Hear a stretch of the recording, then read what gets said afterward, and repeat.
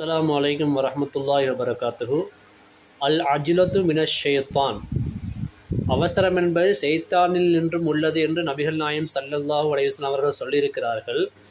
ஆனாலும் 5 விஷயங்களில் நாம் அவசரப்படுத்த வேண்டும்.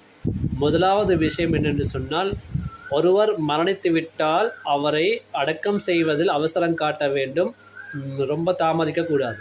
இரண்டாவது விஷயம், வீட்டுக்கு விருந்தாளிகள் வந்தால் அவர்களை உபசரிக்க வேண்டும், அவர்களுக்கு விருந்தளிக்க வேண்டும், அவசரமாக செய்ய வேண்டும்.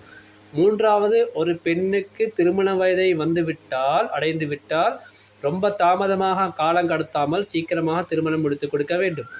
நாலாவது விஷயம், நாம் கடன் பட்டு விட்டால் அந்த கடனை வேகமாக அவசரமாக அந்த கடனை திருப்பி கொடுத்து விட வேண்டும்.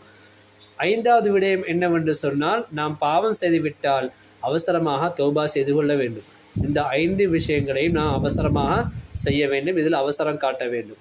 அதே போன்று தொழுகைக்கு நேரமாகிவிட்டால், இப்போ 5 விஷயங்கள் சொல்லப்பட்டது, இருந்தாலும் ஹில்யத்துல் அவுலியா என்ற கிதாபில் இது பதிவு செய்யப்பட்டுள்ளது. இருந்தாலும் இன்னும் சில விஷயங்கள் இருக்கிறது. தொழுகைக்கு நேரமாகிவிட்டால், தொழுகையுடைய நேரம் வந்துவிட்டால் கலாவாக்கி விடாமல் அவசரமாக செய்து கொள்ள வேண்டும். இது போன்று இன்னும் எத்தனை விடயங்கள் இருக்கிறது. இருந்தாலும் ஹில்யத்துல் அவுலியா என்ற கிதாபிலிருந்து 5 விடயங்களை நாம் சொல்லியிருக்கிறோம்.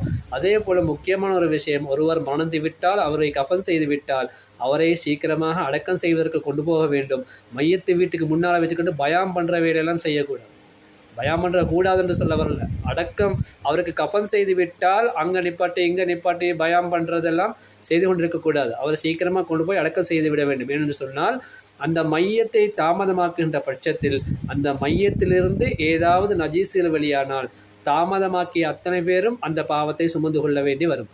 எனவே எந்த காரணம் கொண்டும், பயானாக இருக்கட்டும், வேறு எதுவாக இருக்கட்டும், எதை கொண்டும் தாமதப்படுத்த வேண்டாம்.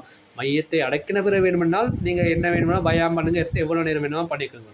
ஏன்னா மையத்து வீட்டுக்கு வரக்கூடியவர்கள் அவசரமாக போக வேண்டிய தேவையுடையவர்களாக கூட இருக்கலாம்.